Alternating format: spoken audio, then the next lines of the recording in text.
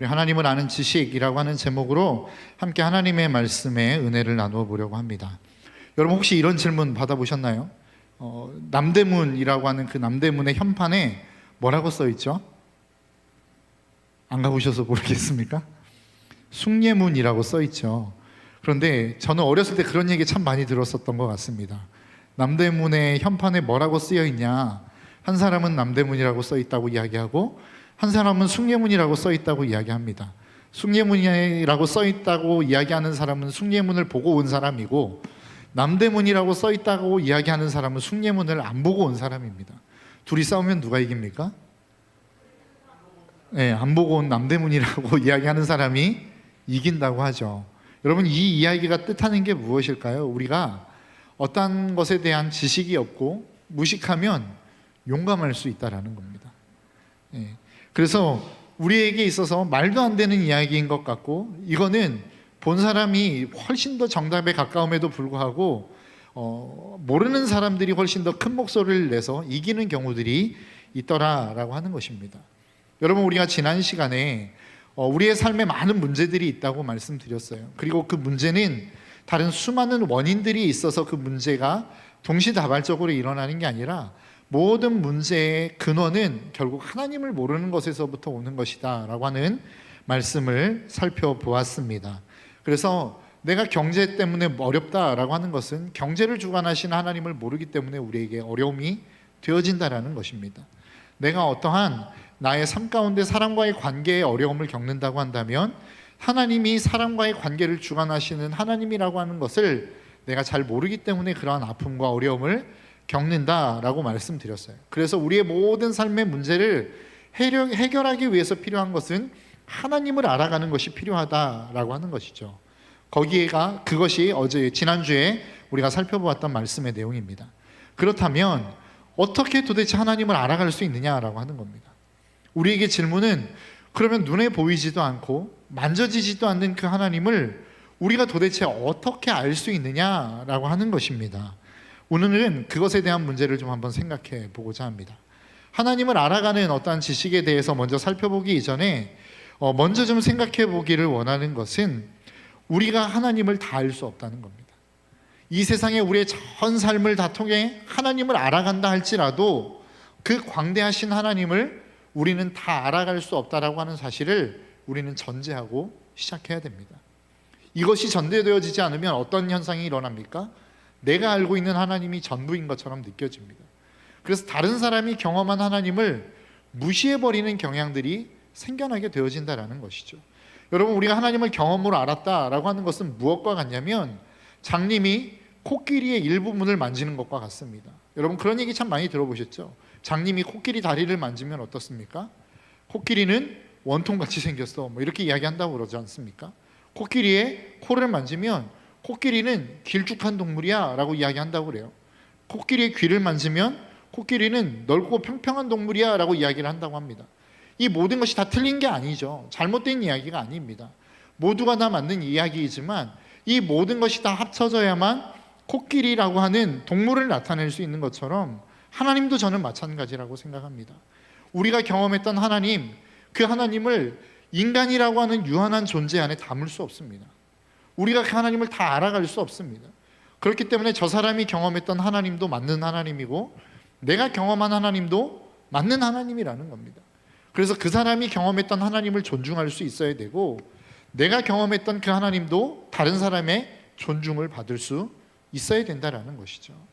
여러분, 제가 가끔 드는 예인데 식사할 때 그릇이 있습니다. 밥그릇이 큽니까? 국그릇이 큽니까? 대부분의 일반적인 정상적인 가정은 밥그릇보다는 국그릇이 크죠. 그래서 국그릇 안에 밥그릇을 집어넣을 수 있습니다. 반대로 밥그릇 안에다가 국그릇을 여러분 집어넣을 수 있습니까? 집어넣을 수 없어요. 그런데 집어넣을 수 있는 방법이 있습니다. 어떻게 집어넣을 수 있죠? 깨거나 꾸기면 들어갑니다. 그러니까 내가 인간인 존재로서 나는 하나님을 다 이해했어 라고 이야기하는 순간 이미 그것은 하나님의 완전한 형상이 깨어져 버렸다는 것을 의미하는 것입니다.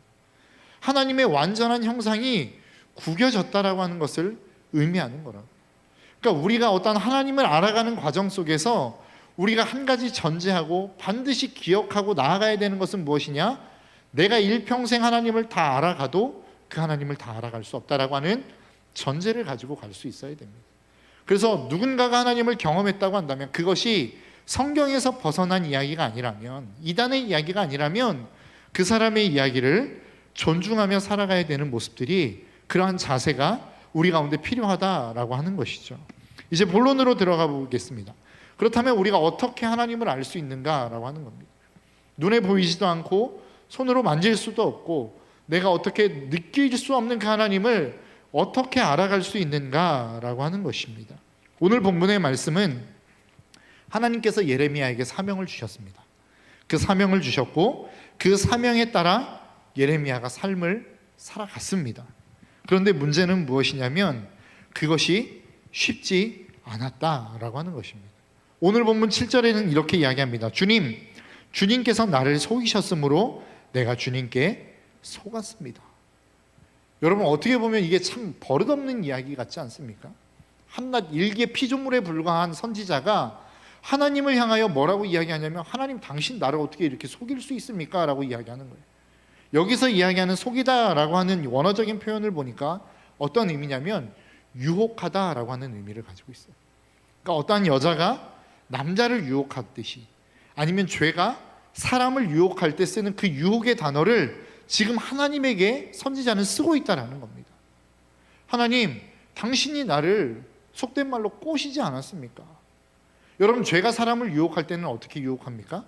달콤한 말로 유혹하죠. 너 이렇게 오면 내가 좋은 거 줄게. 하나님이 그렇게 하셨다라는 겁니다.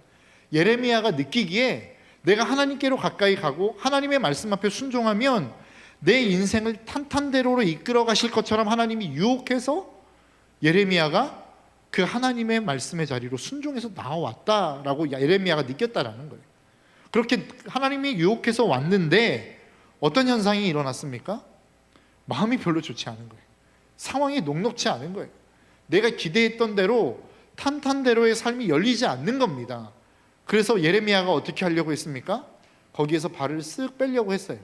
그랬더니 어떤 일이 일어났습니까? 7절, 그 다음에 내가 주님께 속았습니다. 주님께서는 나보다 강하셔서 나를 이기셨으므로. 그러니까 이거 발을 잘못 들여놨네 라고 생각하고 저 이제 선지자 안 할래요 라고 했더니 하나님이 강한 손으로 확 붙들어 버렸다는 거예요. 그래서 발을 빼지 못하게 확 붙들어 놨다는 겁니다.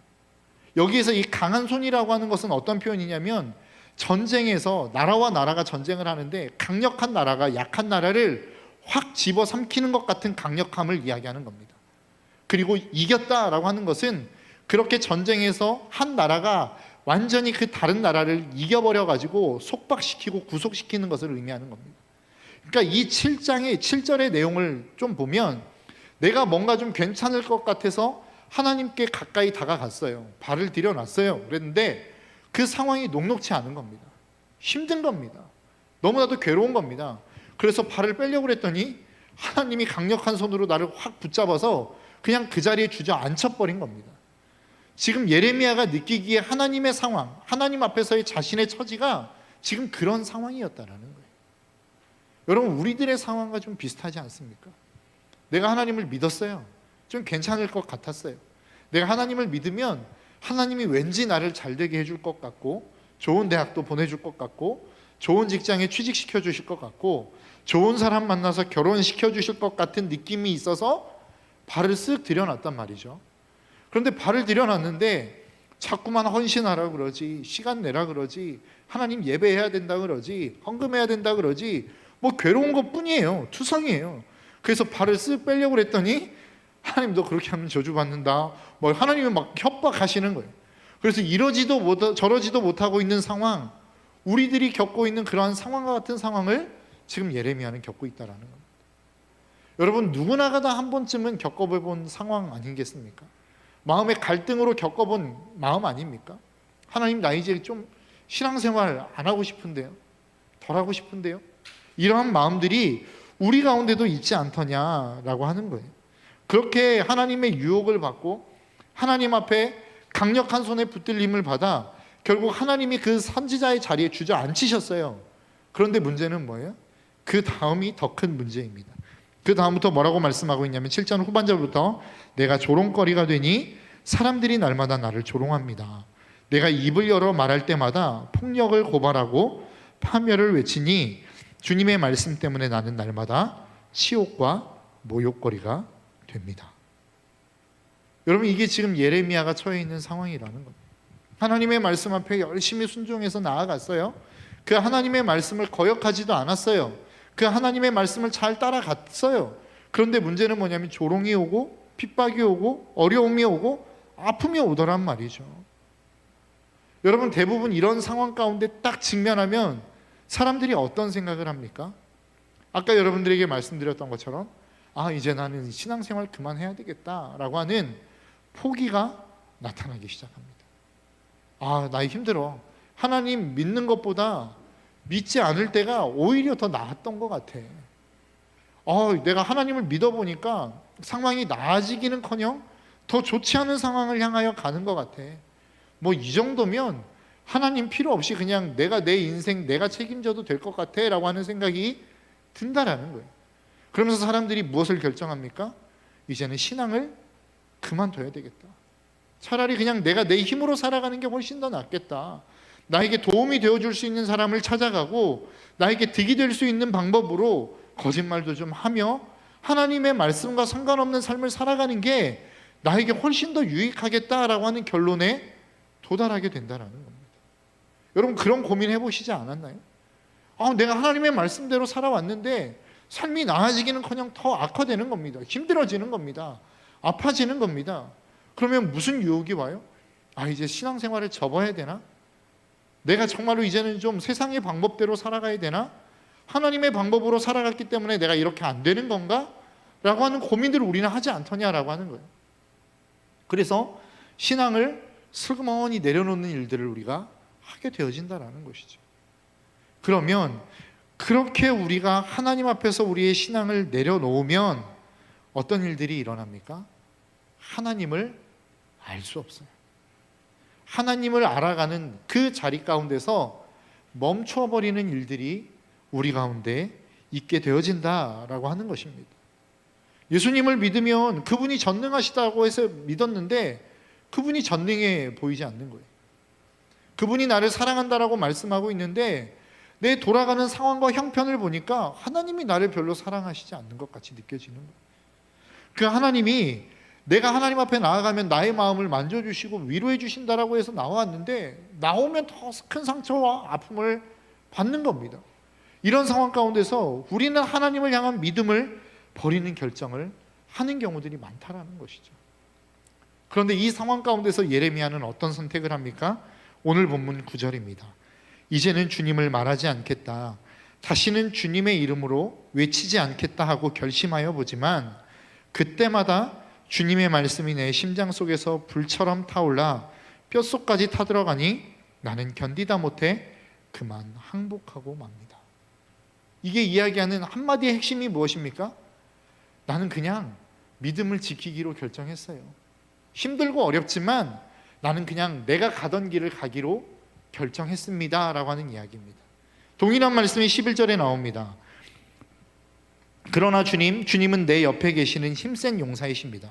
그러므로 나를 박해하는 사람들이 힘도 쓰지 못하고 쓰러질 것입니다. 이처럼 그들이 실패해서 그들은 영원히 잊지 못할 큰 수치를 당하게 될 것입니다. 여러분, 힘들고 어려운 상황, 예레미야 인생 가운데 정말로 고통스럽고 한 번도 경험해보지 못했던 어려움들을 하나님의 뜻을 따라 살아가는 그 삶의 한복판에서 경험하고 있는 거예요.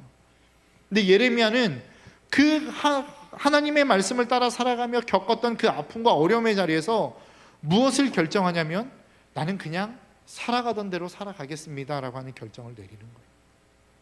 이게 무엇이냐? 믿음입니다. 하나님이 우리를 세우신 자리가 있어요. 하나님이 나를 부르신 자리가 있다고요. 하나님이 나를 그곳에 심으신 자리가 있어요. 그 심으신 자리로 갔더니 너무나도 힘들고 어려운 거예요. 괴로운 거예요. 이 자리를 떠나고 싶은 거예요. 더 이상 이 자리를 지키고 싶지 않는 거예요. 그런데 하나님이 그 자리에 나를 세우셨다고 한다면 나는 그냥 그 자리에 머물러 있겠습니다. 이게 믿음이라고요.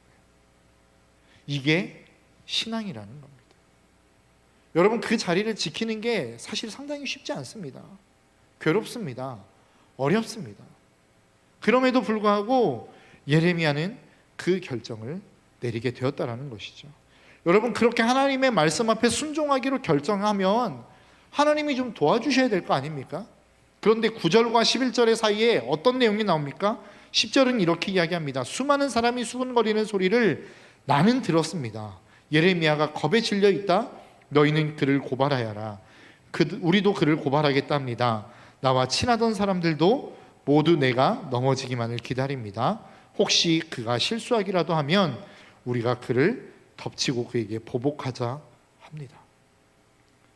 내가 이 힘들고 어려운 상황 속에서 하나님의 말씀 앞에 순종하기로 나아갔으면 하나님이 좀 도와주셔야 되잖아요. 그런데 직면한 현실은 무엇입니까? 나를 공격하는 사람들을 만나는 거예요. 심지어는 나의 친했던 사람들, 나를 도와주었던 사람들까지도 내 적이 되어서 나를 공격하고 나를 보복하겠다라고 이야기하는 것입니다. 여러분, 이러한 삶이 우리의 삶 가운데 일어나는 현실들이라는 거예요. 여러분, 예수 그리스도를 믿음으로 말미암아 무엇을 기대하십니까? 예수 그리스도를 믿음으로 말미암아 내 인생에 청사진을 그리시는 분들 계십니까?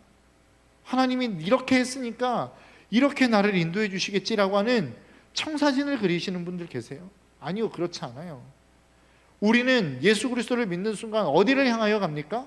고난의 길을 향하여 걸어가는 거예요. 왜 그렇습니까? 내가 지금까지 가져왔던 생각, 사상, 가치관, 걸어가고 추구왔던 방향이 완전히 다른 방향으로 바뀌는 거거든요. 그리고 많은 사람들이 함께 걸어갔던 그 길을 거슬러서 가는 거예요. 그러니까 여러분, 얼마나 힘들고 어렵겠습니까? 괴롭겠습니까? 그 고난 속에서 우리가 견뎌내야 되는 것, 그 길을 내가 하나님의 말씀을 따라 회개하는 그 삶을 따라 내가 이제 걸어갔던 그 길에서 하나님의 말씀을 따라 턴하고 유턴했다면 그 길을 여전히 걸어가는 그 삶이 믿음의 삶이라고 성경은 우리에게 말씀하고 있는 것입니다. 여러분, 괴로우십니까? 하나님의 말씀대로 살아갔더니 너무나도 힘든 삶이 여러분들을 기다리고 있습니까?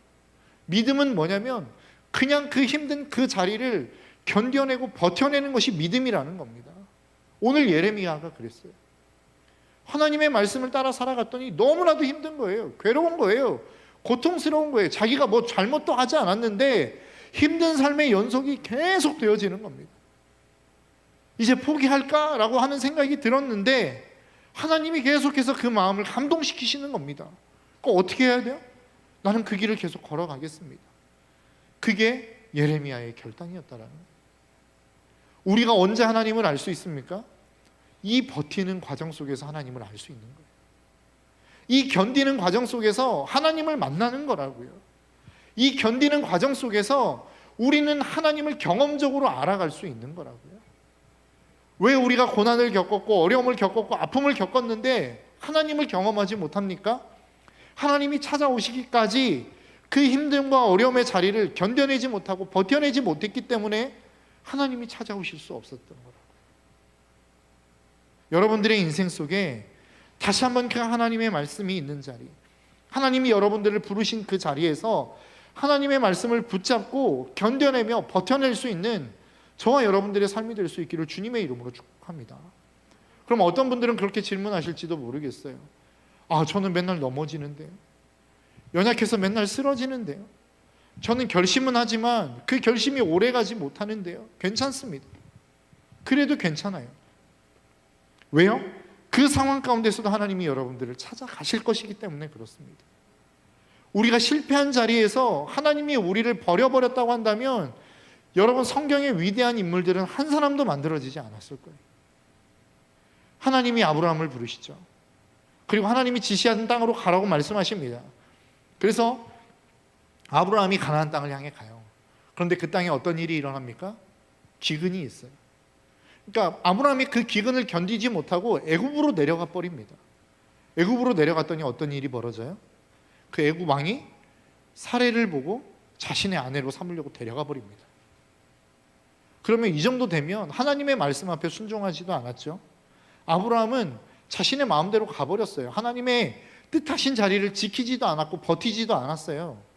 그런데 성경은 뭐라고 이야기하냐면 이 살해의 일로 하나님이 바로의 집에 큰 재앙을 내리셨다고 말씀해요.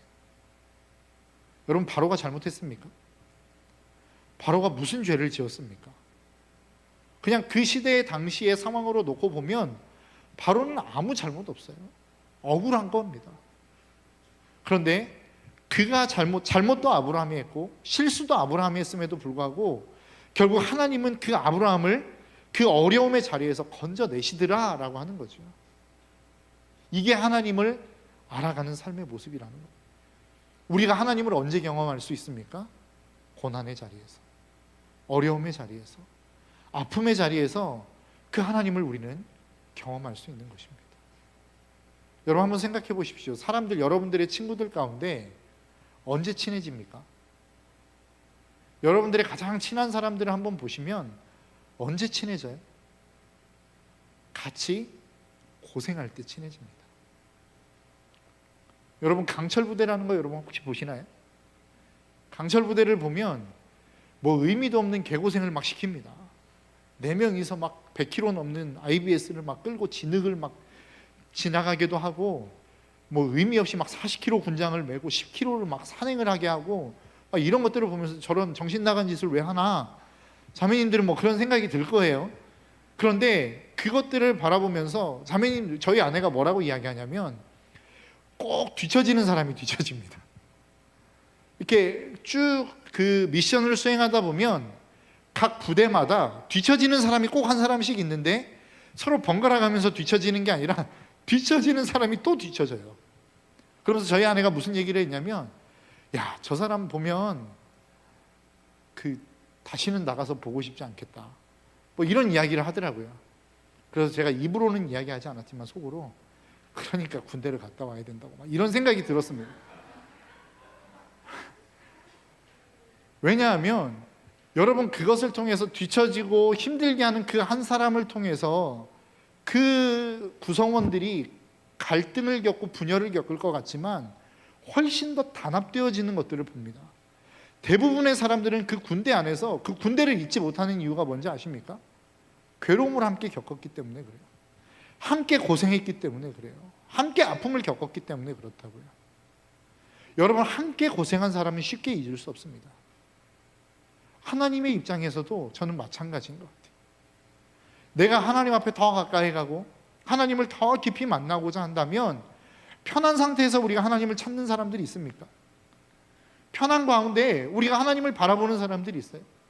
대부분 우리가 언제 하나님을 간절히 찾습니까? 고난 가운데 있을 때, 아픔 가운데 있을 때. 그리고 그 고난 속에서 하나님의 힘과 능력으로 함께 그 고난을 헤쳐나오면 하나님과 우리와의 관계가 훨씬 더 끈끈해지는 거라고요. 그래서 하나님은 우리 가운데 고난을 주시고 그 고난을 통해서 우리를 부르시는 겁니다. 여러분, 우리가 고난을 한번 이겨냈다고 해서 그 고난 속에서 그냥 룰루랄라 할 수 있습니까? 아니요, 그렇지 않아요. 오늘 본문 14절에서 18절은 또 뭘 이야기합니까? 내가 왜 태어났는가 이 얘기하는 거예요. 내가 태어나지 않았으면 훨씬 더 편했을 텐데 하나님은 왜 나를 이 땅 가운데 보내셔서 이렇게 고생시키나? 앞절에서는 하나님이 나의 능력이 되시고 힘이 되셔서 우리가 이 일들을 능히 이길 것입니다 라고 고백해놓고 바로 14절에 넘어가면, 아, 내가 죽어야 되는데 이 얘기를 하는 거라고요. 내가 살지 말았어야 되는데. 여러분, 이게 인생입니다. 여러분, 우리가 한번 하나님의 은혜 받았다고 해서 여러분 그 은혜가 평생 가든가요? 그 은혜가 평생 유지되든가요? 그렇지 않죠. 또다시 고난 가운데 들어가요. 그 고난 속에서 내가 하나님을 찾으면 그 하나님이 또 우리 가운데 찾아오시는 거라고요. 그러면 그 찾아오심을 통해 나는 또 하나님을 만나고 알아가는 거예요. 이 과정이 되어가면서 우리는 하나님을 조금씩 더 알아가는 겁니다. 그 하나님이 어떤 분이신지를 조금씩 더 알아가며 우리의 믿음이 성장해 가는 거라고요. 그래서 우리는 우리 앞에 놓여 있는 고난을 감사할 수 있고 그 고난 앞에서 하나님 앞에 기도하며 부르짖으며 간구하는 모습들이 우리 가운데 있어야 된다는 겁니다. 제가 어저께 저녁에 이제 점심시간에 점심을 먹으려고 집에 갔어요. 집에 갔는데 저희 둘째가 계속 저에게 질문을 하는 겁니다. 아빠? 아빠? 이게 한 번 불러서 대답 안 할 때마다 톤이 올라가더라고요.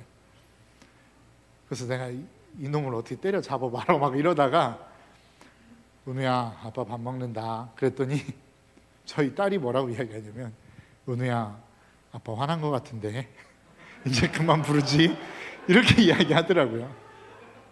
저도 그때 좀 뜨끔했습니다. 내가 지금 화가 났나? 근데 저희 아내가 긴장을 했는지 은세가 아빠 화난 것 같대잖아 그렇게 이야기를 하는 거예요. 그리고 나더니 그 분위기를 좀 전환시키고 싶었나 봅니다. 그러면서 저희 아내가 저에게 뭐라고 얘기하냐면 되도 않는 전라도 사투리로 하나님의 자녀에게 고난이 아닌 것이요.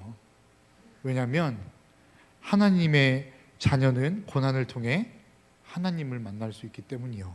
이렇게 이야기를 하는 거예요. 그래서 제가 어이가 없어서 웃었습니다. 저희 아내가 그때 어떻게 있었냐면 어디 근본도 없는 파자마 바지를 입고 본인은 민소매라고 이야기하지만 우리의 모든 가족들은 러닝 셔츠라고 이야기하는 티셔츠를 하나 입고 발을 하나 이렇게 식탁 의자에 탁 걸치고 제가 웃었더니 또 이야기를 하는 거예요. 하나님의 자녀에게는 고난이 아닌 것이요. 왜냐하면 고난을 통해 하나님을 만날 수 있기 때문이요. 이렇게 이야기를 하더라고요. 그래서 제가 어디서 주워 들은 건 있어가지고 피 묻고 말았어요.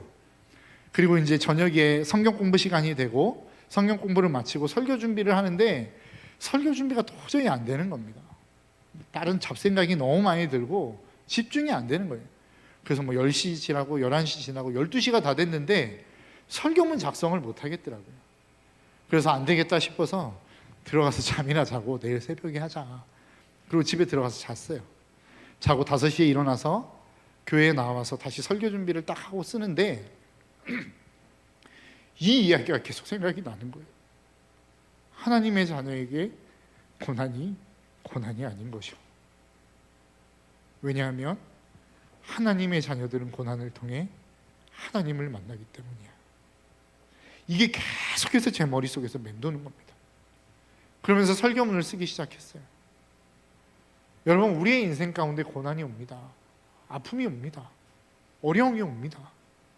여러분, 그 고난이 힘들다고 해서 그 고난을 피해 가버리면 우리는 하나님을 만날 수 있는 기회를 날려버리는 거예요.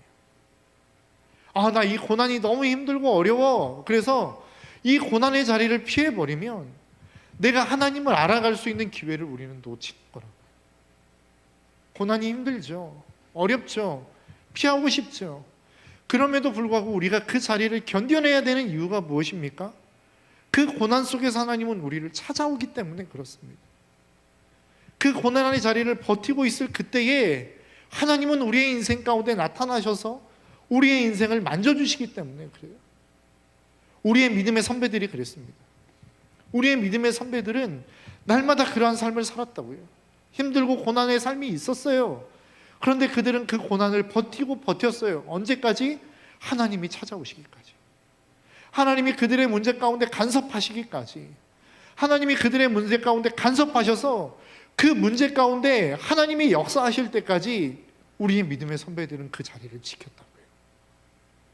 그렇기 때문에 그들은 하나님을 알 수 있었어요. 그래서 그들은 경험적으로 하나님을 만날 수 있었다고요. 야, 조금만 기다려, 하나님이 너의 인생 찾아가실 거야. 이렇게 당당하게 이야기할 수 있었던 거예요. 야, 조금만 더 버티면 하나님이 너의 인생 가운데 찾아가셔서 역사하실 거야. 이 이야기를 할 수 있었던 이유가 무엇입니까? 그들은 그 고난의 자리를 버텨냈기 때문에 그렇습니다. 그 고난의 자리를 견뎌냈기 때문에 그들은 그들의 경험을 통해서 하나님을 알 수 있었고, 그 하나님을 아는 경험이 그들의 인생 가운데 믿음이 되어서 더 힘들고 어려운 고난들을 견뎌낼 수 있게 만들었다는 거예요. 여러분, 고난 가운데 있으십니까? 하나님을 알아갈 수 있는 가장 좋은 기회 가운데 여러분들은 있는 것입니다. 힘들고 어려운 상황 가운데 여러분 지금 견디고 어쩔 수 없어 버텨내는 삶을 살고 계십니까? 아무것도 할 수 없어서 그냥 죽지 못해, 많은 분들이 그렇게 이야기하죠. 죽지 못해 살아가는 삶을 살아가고 계십니까? 하루하루 그런 삶을 버텨내고 계십니까? 여러분, 잘하고 계시는 겁니다. 여러분 정말로 훌륭한 삶을 살아가고 계시는 거예요. 조금만 더 버티십시오. 하나님이 여러분들의 인생 가운데 찾아가실 겁니다. 그리고 여러분들의 인생 가운데 개입하실 겁니다. 정말로 버티기 힘든 그 고난 가운데, 마지막 가운데 있다라고 여러분 생각이 드십니까? 이제 정말 얼마 남지 않은 거예요. 하나님이 찾아오시는 그날이 얼마 남지 않은 거라고요. 여러분, 오늘 이 말씀을 듣는 저와 여러분들의 삶 가운데, 정말로 여러분들의 삶 가운데 있는 그 힘들고 어려운 삶들 가운데 믿음으로 버텨낼 수 있는 저와 여러분들의 삶이 될 수 있기를 주님의 이름으로 축복합니다. 우리가 믿음 하면 무슨 생각이 듭니까? 내 감정적으로 그것을 확신하는 느낌이 드는 것을 우리는 믿음이라고 생각하죠. 그런데 성경은 그것을 믿음이라고 이야기하지 않습니다. 야고보서 1장 12절에 보니까 이렇게 이야기합니다. 시험을 견뎌내는 사람은 복이 있습니다. 그 사람은 그의 참됨이 입증되어 생명의 면류관을 받을 것이기 때문입니다. 시험을 견디는 사람이 복이 있대요. 그것이 그 사람의 참됨을 입증하는 거예요. 내 마음의 확신이 나의 믿음을 입증하는 것이 아니라 내 삶의 고난 가운데 있음에도 불구하고 하나님이 나를 세우신 그 자리 가운데 견뎌내고 버티는 그것이 믿음이라고 성경은 이야기하고 있어요. 그것이 참된 믿음의 삶이라고 성경은 우리에게 말씀합니다. 그런 사람에게는 하나님이 어떻게 하시겠대요? 생명의 면류관을 주시겠대요. 하나님의 선물을 주시겠대요. 여러분 버티십시오. 믿음입니다. 여러분들의 삶 가운데 피하고 싶은 그 자리를 하나님이 세우셨다라고 하는 확신이 있다면 그 자리를 버텨내는 것이 믿음입니다. 괴로울 수 있어요. 괴롭다고 해서 내가 믿음이 없는 게 아니에요. 내가 이렇게 가면 이 길이 나의 삶 가운데 정말로 좋은 삶이 되어질까? 의심이 들 수 있어요. 의심이 든다고 해서 믿음이 없는 게 아니에요. 믿음 없는 것은 그 자리를 떠나는 게 믿음이 없는 겁니다. 내 마음 가운데 흔들림이 있고 내 마음 가운데 의심이 든다 할지라도 내가 여전히 그 길을 걸어가고 있다면 내 삶에는 믿음이 있는 거예요. 그러나 내 마음 가운데 확신이 있는 것 같은데 나는 그 자리를 지켜내지 못할 것 같아요. 그러면 그것은 믿음이 있는 게 아니라고 성경은 우리에게 말씀하고 있습니다. 이 시간 우리 함께 좀 하나님 앞에 찬양하며 나아갔으면 좋겠는데요. 여러분, 우리의 삶 가운데 고난이 있습니다. 문제가 있습니다. 어려움이 있습니다. 그러나 우리가 하나님 앞에 아무것도 염려하지 말고 기도하며 나아갈 때에 하나님이 우리의 인생을 책임지실 것입니다라고 하는 이 믿음으로 버텨내는 여러분들을 하나님이 여러분들의 인생 가운데 찾아가십니다. 그리고 그 인생들을 만지시고 여러분들의 인생 가운데 간섭하실 것입니다. 그래서 여러분들의 산성이 되어주시고 여러분들의 소망이 되어주시고 여러분들의 힘이 되어주실 것입니다. 이 시간 우리 그 믿음과 소망을 가지고 함께 하나님 앞에 찬양하며 나아갔으면 좋겠습니다.